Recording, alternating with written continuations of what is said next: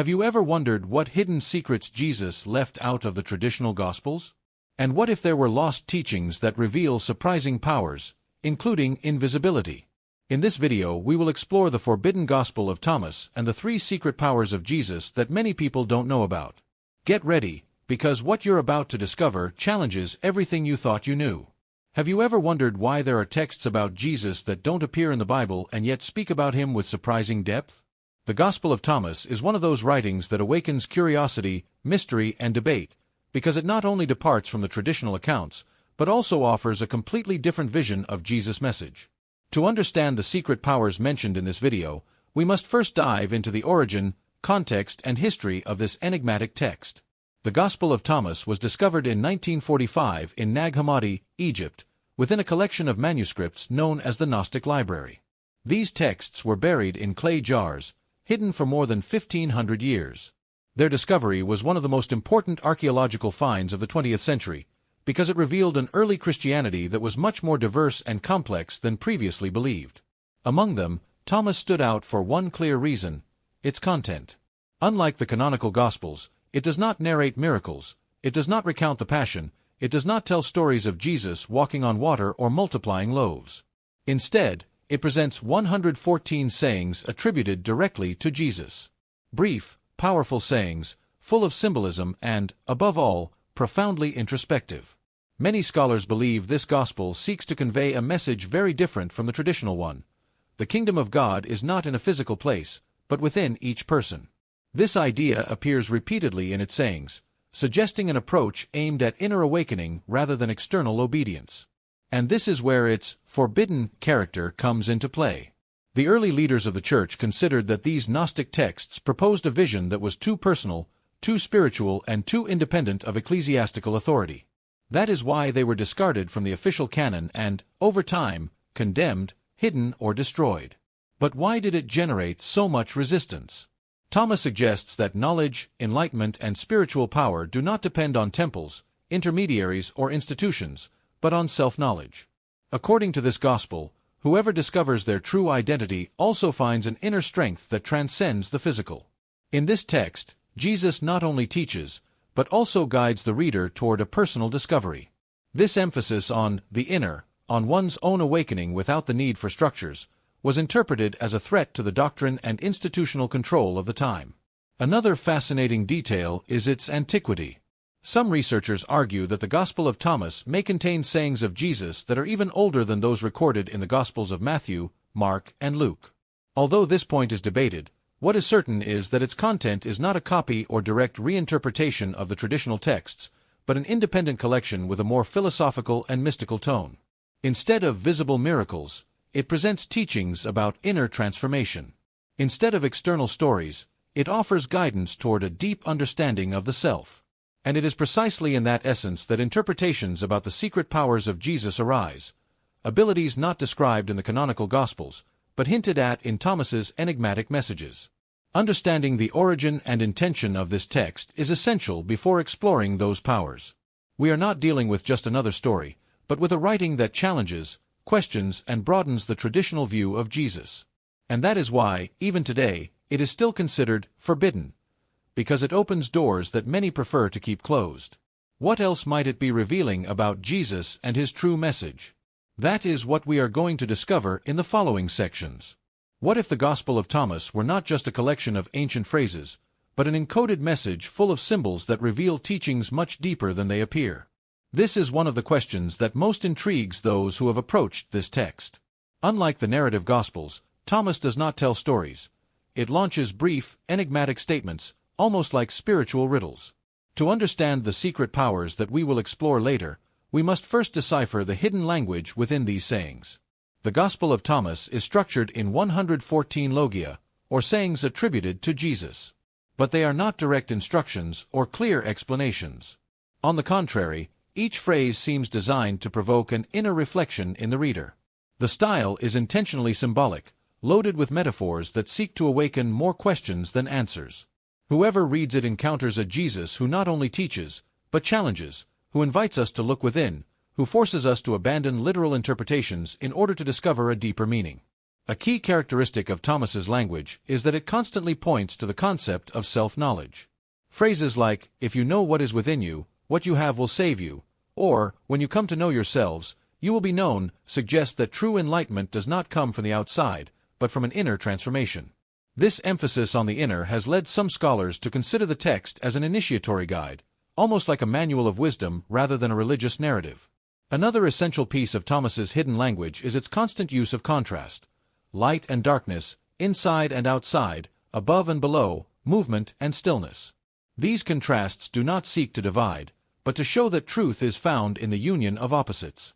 The phrase, "Make the things above like the things below, and the things inside like the things outside," is not a literal command, but an invitation to integrate the different aspects of the human being. This vision coincides with ancient philosophical traditions that regarded inner harmony as the path to wisdom. In addition, the Gospel uses language that suggests levels of understanding. Not everything is meant to be understood immediately. Some sayings seem directed at a general audience, while others are clearly intended for more advanced disciples, capable of grasping hidden meanings. This has led to interpreting the text as an esoteric message, that is, knowledge reserved for those willing to go deeper beyond the obvious. A particularly striking element is the way Jesus speaks about the kingdom of God. Unlike the official Gospels, here it is not presented as a future or distant place, but as a present, inner, and accessible reality. "The kingdom is inside you and outside you," is one of the most revolutionary phrases in the text. With it, Thomas's language breaks the idea of a physical or far-off kingdom and turns it into a state of consciousness. This reinterpretation of the kingdom has been key in linking the gospel to teachings about spiritual power, enlightenment, and personal transformation. Another aspect of the hidden language is its constant invitation to direct experience. Thomas does not ask you to believe, he asks you to discover. He does not ask you to wait, he asks you to awaken. That is why some verses seem written as challenges. "Let the one who seeks not cease seeking until he finds." These phrases function as tools, not dogmas. Understanding this kind of language is essential, because the supposed secret powers we will analyze cannot be understood literally, but symbolically. Invisibility, inner transformation, manifestation. All these concepts become much clearer when we understand the code Thomas uses. This gospel is not read, it is deciphered. And once you begin to understand its language, each phrase becomes a doorway to something deeper. What do those doors really reveal? That is what we will begin to discover in the next section. Is it possible that Jesus had a power so astonishing that, according to some scholars of the Gospel of Thomas, it could even be interpreted as a form of invisibility, not in a magical sense, but as an absolute mastery over human perception? This question, incredible as it may seem, arises directly from the deep and symbolic reading of certain sayings in this apocryphal gospel. And the fascinating thing is that it is not a baseless, fantastical interpretation, but an analysis that comes from researchers, historians, and experts in Gnostic texts who have devoted decades to studying its most enigmatic passages. To understand this first power, we need to look at how Thomas presents Jesus and how this text describes his relationship with the visible world. Unlike the canonical Gospels, where Jesus is seen performing physical miracles that defy natural laws, in the Gospel of Thomas he appears as a teacher who masters inner planes, perceptions, consciousness, and the invisible levels of reality. One of the most striking sayings is the one that suggests, "If you make yourselves one, you will be filled with light, and if you are filled with light, nothing will hide you." This phrase has been interpreted in multiple ways, but one mystical reading indicates that Jesus taught a way of elevating perception to the point of becoming imperceptible to those who remain in an ordinary state of consciousness. In other words, it is not about physically disappearing, but about transcending common perception. This concept is related to Gnostic ideas that claim the physical world is a superficial layer of reality, and that only those who have awakened inwardly can see what others cannot. From this perspective, Jesus does not need to become physically invisible. What he does is raise his spiritual vibration, his inner state, to a point where those who are not at that level simply cannot perceive him. It is as if his presence moved to a higher plane from which the human eye, limited by material perception, is excluded. Another key passage says, "When you strip yourselves of shame and become unified, you will see the Son of Man and you will not be seen." This phrase has been interpreted as a message about inner transformation, but also as a reference to a state of consciousness so elevated that the physical identity ceases to be the center of attention. In this state, a person ceases to be visible to the world in a spiritual sense, not because they disappear, but because they no longer fit into the usual patterns of perception and judgment. The mystical traditions of various religions speak of something similar.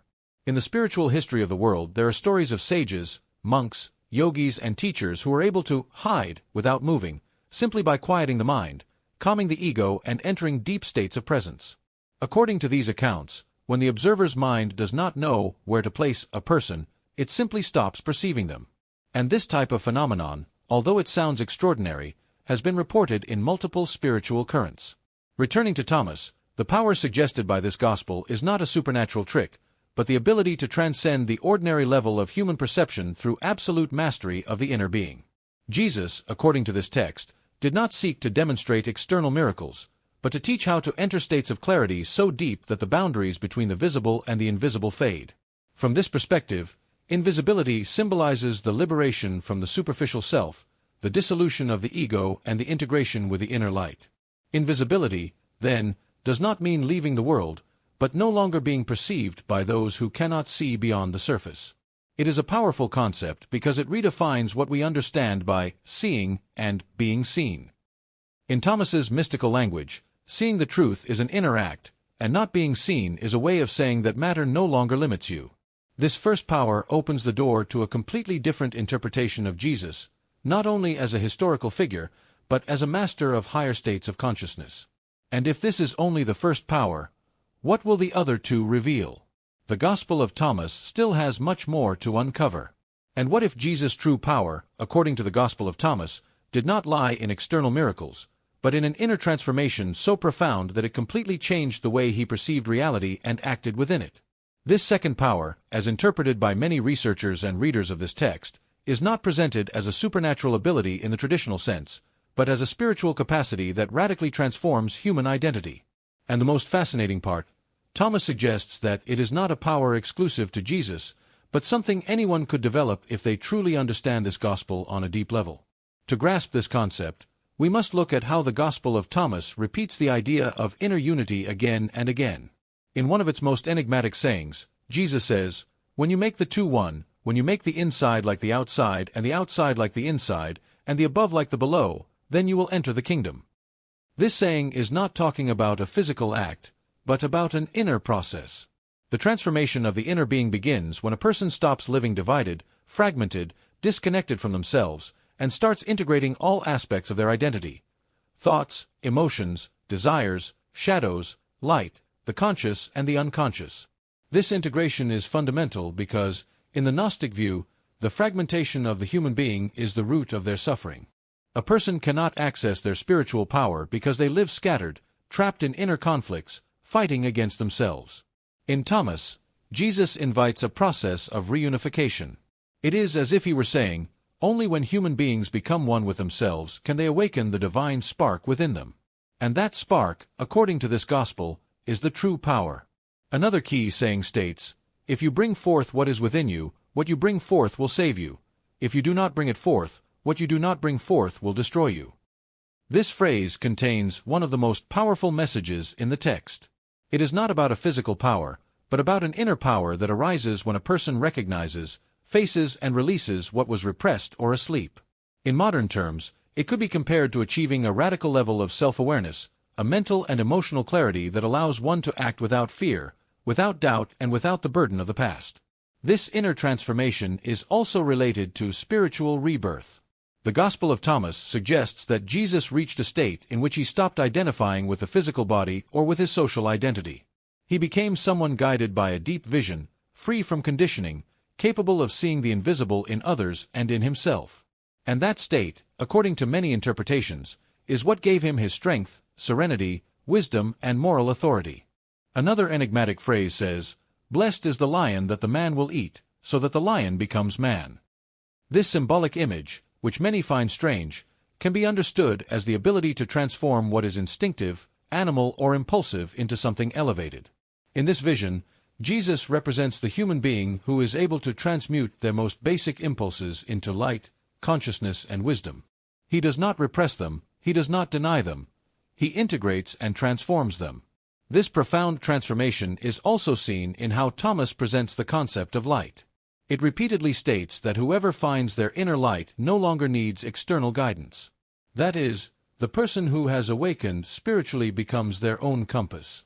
And that spiritual autonomy is one of the elements that made texts like Thomas seem dangerous to the religious structures of antiquity. Finally, the power of inner transformation is not just a philosophical teaching. According to scholars of Thomas, this power affects a person's behavior, presence, decisions, and energy. When someone transforms themselves deeply, their life itself becomes a message. In this gospel, Jesus is not a magician or a performer of external wonders. He is a master who shows how to change from within in order to impact the world from a higher level of consciousness. If this is the second power, it becomes clear that Thomas is not only speaking about the historical Jesus, but about a figure who represents the highest possibility of human evolution. And now the big question is, what about the third power, perhaps the most astonishing of all? That is what we will explore in the next section. Before we continue, don't forget to subscribe so you don't miss more content like this. That way you'll always be up to date with our upcoming videos. Now, let's keep going. And what if Jesus, according to the Gospel of Thomas, possessed a power that goes beyond symbolic invisibility or inner transformation, a power capable of influencing reality itself through consciousness? This third power, as interpreted by many scholars of the text, is related to the capacity for manifestation, the ability to bring into reality that which arises from deep self-knowledge. We are not talking about magic, but about a spiritual mastery that, within the Gnostic vision, completely redefines what it means to create or to make something happen. To understand this third power, we must start with one of Thomas's most famous sayings: "Let the one who seeks not cease seeking until he finds, and when he finds he will be troubled, and when he is troubled he will be amazed, and he will reign over all." This phrase seems simple, but it contains a spiritual sequence: seeking, finding, being shaken, being amazed, and finally reigning. And that reigning, understood symbolically, does not mean ruling over others, but ruling over one's own inner reality, which, according to the mystical tradition, has a direct impact on outer reality. In several passages, Thomas suggests that awakened consciousness has a transformative power. Not a physical power like lifting mountains or controlling elements, but a perceptive power capable of shaping experience. For the Gnostic tradition, reality is not perceived as it is, but as we are. In other words, the way we interpret the world determines what happens in it. In this text, Jesus appears as a master who deeply understands this principle, teaching that whoever discovers their true essence can manifest new ways of understanding, acting, and living. A key phrase is, "When you become what you are, then you will see everything."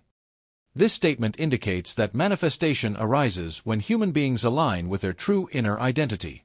In modern terms, we might say that Jesus teaches a path to remove the psychological limitations that usually hold people back: doubts, fears, guilt, insecurities. When those barriers dissolve, a person acts from such deep clarity and confidence that their life begins to change. Opportunities arise, decisions become firm, the mind stops sabotaging, and the environment responds differently. From this perspective, the power of manifestation is not a miraculous act, but the consequence of an expanded consciousness. According to scholars, Jesus showed that reality is not fixed, it is dynamic and responds to intention. This connects with another saying of the Gospel: "If you have faith the size of a small seed, you will move mountains." Although this phrase also appears in the canonical Gospels, in Thomas it takes on a different nuance. It does not refer to moving physical mountains, but to moving internal obstacles that prevent a person from transforming their life. Another passage pointing to this same power is, "The world is a corpse for the one who has discovered the living one." What does this mean? That when someone awakens spiritually, they cease to be controlled by the outer world, no longer depending on circumstances, expectations, and norms. Instead of reacting to the world, they begin to create it from within. It is a vision in which reality becomes a reflection of consciousness. In this interpretation, Jesus did not act from external force, but from such a deep understanding of himself that his presence and words generated transformation. Moreover, Thomas presents the idea that each human being has a divine spark. When that spark is activated, a person stops feeling separate from the universe and begins to act from an inner connection so powerful that their words and actions have an impact others might interpret as miraculous. But in reality, it would be the natural consequence of coherence between thought, emotion, and action. What is interesting is that, according to this gospel, this power was not exclusive to Jesus. He taught it precisely so that others could develop it. That idea is one of the reasons why texts like Thomas were considered dangerous for the ancient ecclesiastical structure. They suggested that all human beings could awaken an inner power capable of transforming their reality. A power that, without the need for external rites or intermediaries, allowed them to manifest new possibilities in life. This third power, then, is not about a supernatural act, but about accessing a level of consciousness that enables human beings to act with total lucidity, clear intention, and deep connection with their essence. And in that state, life itself responds differently. What would happen if this power were also within each person who listens to these teachings? That is the question the Gospel of Thomas leaves open. Have you wondered what experts, historians, and biblical scholars actually say about the Gospel of Thomas and about these interpretations that seem to completely challenge the traditional view of Jesus? This is an essential question, because beyond the mystery, symbolism, and spiritual readings, there are serious analyses that seek to understand this text through history, linguistics, archaeology, and comparison with other ancient sources. To understand the significance of the Gospel of Thomas and the powers some attribute to Jesus within it, it is crucial to listen to those who have studied it in depth for decades.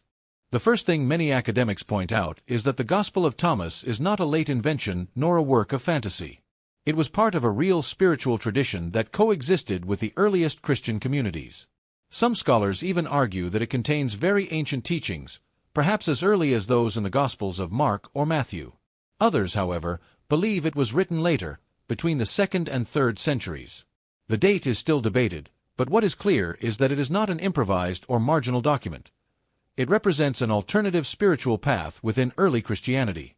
Experts also point out that Thomas is a sayings gospel, not a story. This is fundamental because the lack of narrative suggests that its goal was to offer more philosophical and meditative teachings than historical ones. According to scholars like Elaine Pagels, April DeConnick, or Marvin Meyer, the text focuses on transmitting spiritual wisdom rather than concrete events. For these authors, Thomas reflects a Jesus who is an inner teacher, rather than a performer of public miracles. A Jesus who teaches from silence, introspection, and inner transformation. As for the symbolic language of the text, scholars agree that it should not be interpreted literally. The concepts of light, unity, inner kingdom, or personal revelation are part of the Gnostic and sapiential vocabulary of the 1st and 2nd centuries. This means that expressions like inner light or becoming one do not refer to physical superpowers, but to elevated states of consciousness. Although some popular interpretations try to link these phrases to supernatural abilities, experts argue that their real meaning lies in the spiritual and psychological realm. However, this does not mean that the text is less profound. On the contrary, many researchers claim that Thomas preserves one of the most radical versions of Jesus' message: the idea that each person can awaken by themselves, without the need for external structures. According to many academics, this teaching is one of the reasons texts like Thomas were excluded from the canon. Its emphasis on self-knowledge, personal enlightenment, and the absence of intermediaries clashed with the model of organization the Church was building.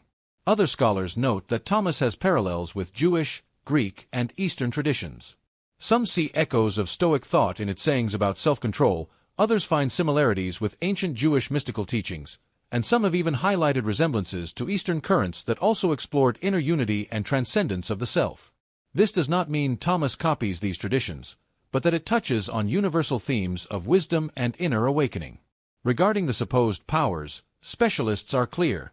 The Gospel of Thomas does not describe physical miracles. It does not mention literal invisibility or supernatural abilities in the traditional sense. Interpretations that speak of powers are based on symbolic readings, not on explicit statements in the text. For academics, Thomas speaks of spiritual powers: mental clarity, self-knowledge, transformation of the self, mastery of emotions, the ability to see truth beyond appearances. These powers are real in the psychological or spiritual sense, not in the literal one. They also explain that Thomas must be read within its Gnostic context, where the physical reality was considered a shadow or reflection of something deeper. Therefore, when the text speaks of being light, seeing the kingdom, or not being seen, it uses metaphorical language pointing to levels of consciousness.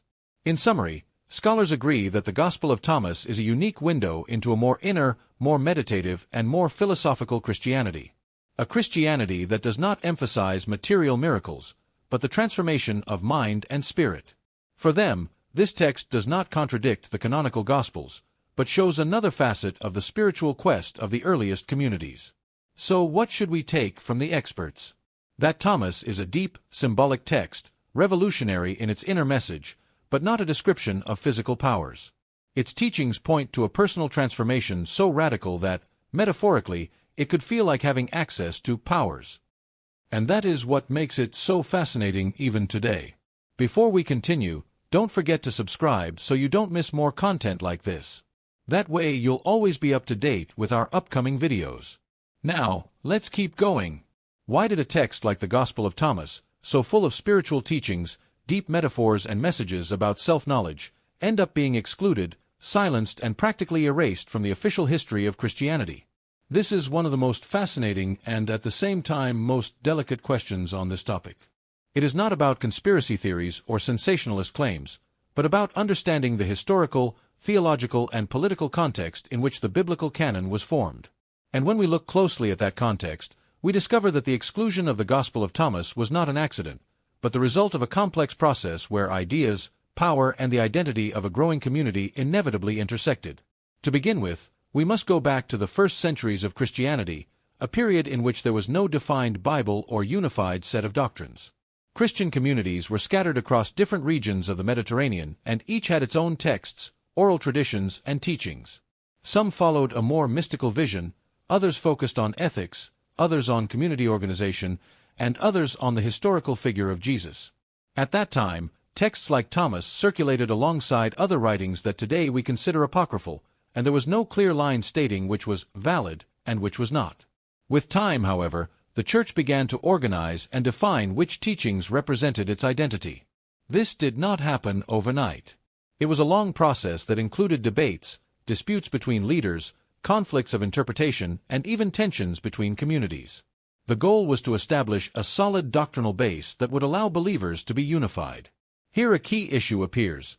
The Gospel of Thomas presented a version of Jesus' teaching that was very different from what the ecclesiastical authorities wanted to promote. While the canonical Gospels emphasize Jesus' life, death, and resurrection, Thomas focuses on inner enlightenment, personal seeking, and the idea that each human being can connect directly with the divine without the need for intermediaries. This deeply introspective and mystical vision clashed with the model of church that was beginning to take shape. One of the reasons most often mentioned by experts to explain Thomas's exclusion is that its message put too much emphasis on spiritual autonomy. For an institution seeking doctrinal cohesion and a solid structure, this idea represented a risk. If each person could find the truth for themselves, what then would be the role of leaders, sacraments, and official teaching? The ancient world valued order and unity, and a text that invited people to look inward rather than obey outwardly could undermine that structure. Another important reason was the diversity of interpretations that sprang up around Thomas. Some Gnostic groups used it as a basis for teaching that salvation depended on inner knowledge reserved for a few. Although this interpretation is not explicitly in the text, it is true that its symbolic language allowed multiple readings. Ecclesiastical authorities feared these interpretations would further fragment the emerging Christian identity. We must also consider that the process of selecting the biblical canon sought theological coherence. The Gospels of Matthew, Mark, Luke, and John offered narratives about Jesus' life that could be harmonized. Although they are not identical, their accounts form a coherent story when read together. Thomas, on the other hand, does not tell a story. It does not speak about the crucifixion, the resurrection, or miracles. It is a completely different text in its format and purpose. Including, it would have introduced a style that did not fit the central narrative the Church was constructing. Another reason has to do with Christology, that is, the way of understanding who Jesus is. In the canonical Gospels, Jesus is both human and divine, acts in the world, performs miracles, and is presented as the Messiah. In Thomas, however, Jesus appears more as a spiritual guide who reveals inner teachings, a master who points the way to self-knowledge. This more mystical and less narrative image could be seen as incomplete or even incompatible with the Christian identity being defined. Another important aspect is that Thomas does not mention key concepts that were considered fundamental for the Christian community: atoning death, physical resurrection, final judgment, traditional eschatology. For a church that sought to build its theology on these pillars, a text that completely omitted them was problematic. We must not forget the political context either. As Christianity spread, it needed to present itself as a coherent and organized religion, especially as it began to interact with imperial power. The selection of texts had to do not only with spirituality, but also with the need for unity. A uniform canon was a tool for consolidating a common identity. Including a text that promoted individual interpretation could create divisions, something that in that historical context was very risky. Finally, we must consider something simpler but equally powerful. The Gospel of Thomas was different. At a time when orthodoxy was being built, there was not always room for difference. Thus, little by little, it stopped being copied, taught, and spread, until it was practically forgotten for centuries. Its rediscovery in Nag Hammadi in 1945 changed everything. Suddenly, a text that had been buried for over 1,000 years came back to light, generating debates, studies, and new interpretations that are still alive today. So, why was it rejected? Because it was too free, too introspective, too symbolic. Because it portrayed a Jesus more mystical than historical. Because it empowered the individual more than the institution. And because, ultimately, it did not fit the story the Church needed to tell at that time. Understanding this does not mean discrediting the official canon or turning Thomas into the only hidden truth. It means understanding that human spiritual history is broader, more diverse and richer than what official structures were able to contain. And that makes the Gospel of Thomas a fascinating testimony to a different way of understanding Jesus. What are the implications of this text having survived so many centuries, hidden and then rediscovered? That is part of what we will discover later on.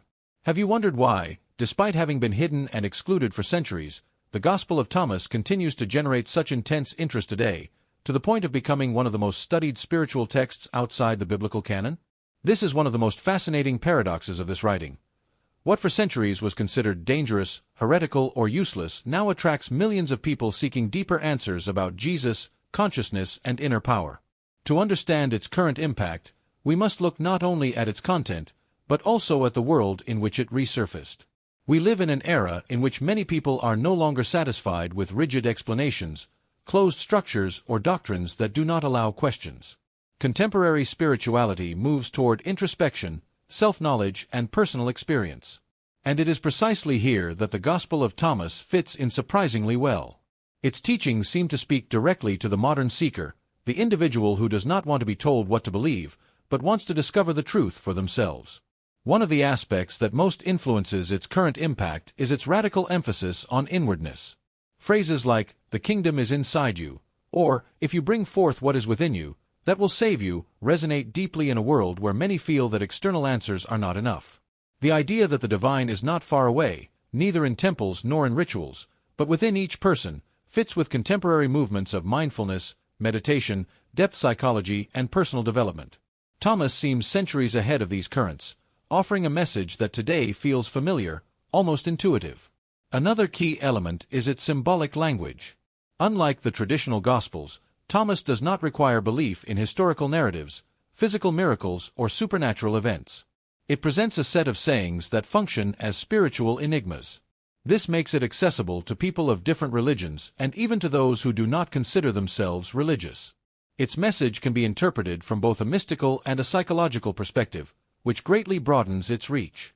In addition, the Gospel of Thomas has become a source of study for philosophers, psychologists, and contemporary spirituality experts who see it as a bridge between ancient Gnostic thought and modern self-awareness movements. Some relate its teachings to humanistic psychology, others to ancient Jewish mystical thought, and others to Eastern currents that also explore inner unity and the transcendence of the ego.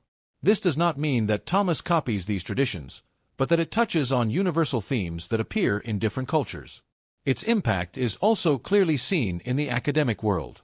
Since its discovery in 1945, universities, seminaries, and religious study centers have developed courses, research, and debates around the text.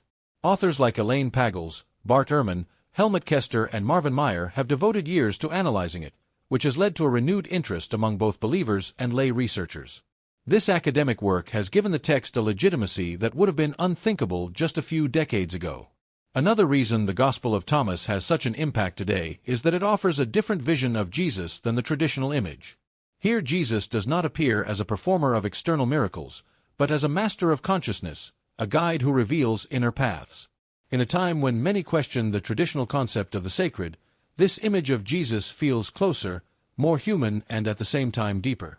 He is not a leader who demands blind faith, but a teacher who invites you to seek, ask, investigate, and awaken.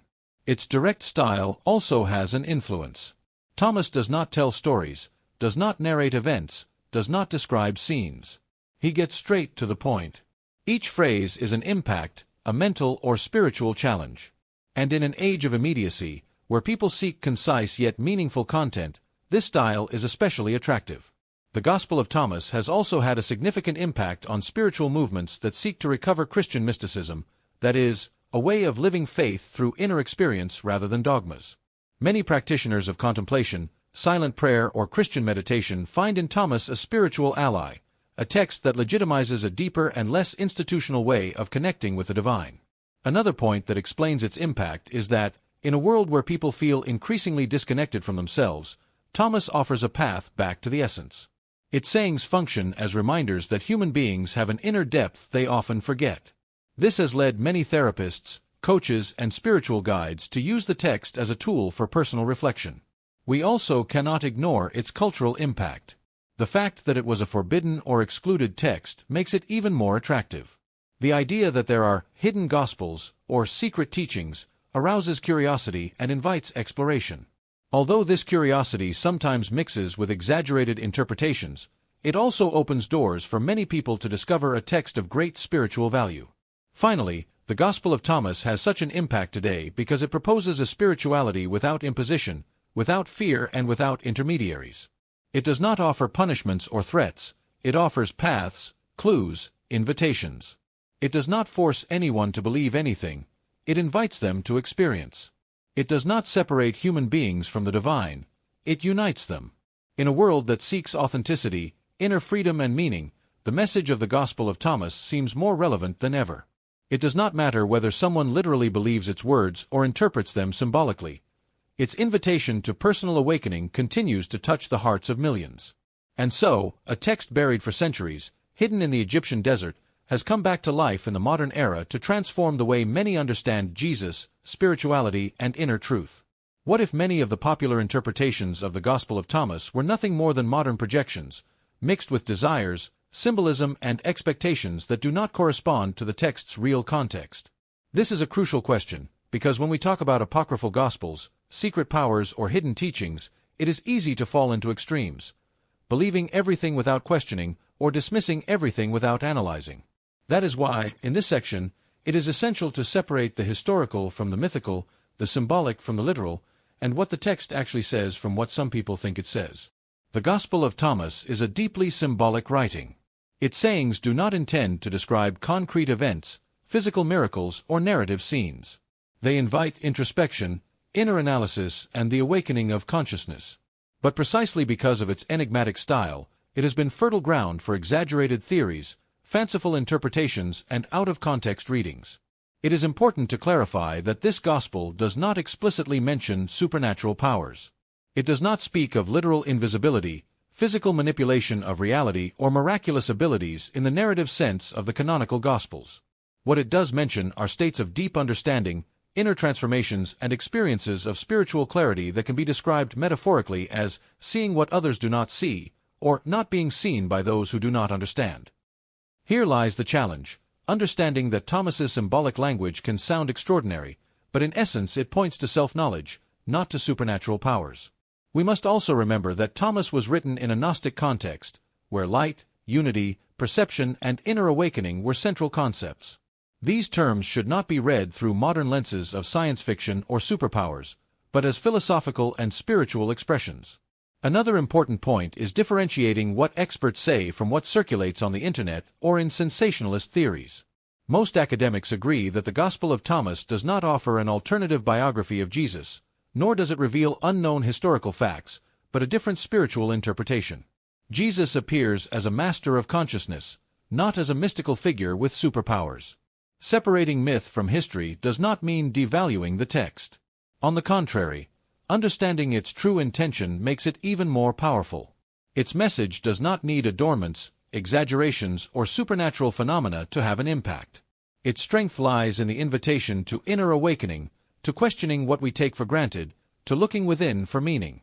In a world where so much confusing information circulates, separating the symbolic from the literal is essential to appreciate the true depth of the Gospel of Thomas without falling into distortions or false expectations. We have explored the Gospel of Thomas through its symbols, its history, and the fascinating spiritual powers it suggests. But this journey is just beginning. Each teaching invites you to look deeper and discover your own inner light. If this content raised questions for you or helped you see Jesus from a new perspective, support us with a like, subscribe, and share your opinion in the comments. Your participation drives this channel and allows us to keep creating videos that reveal what others don't tell.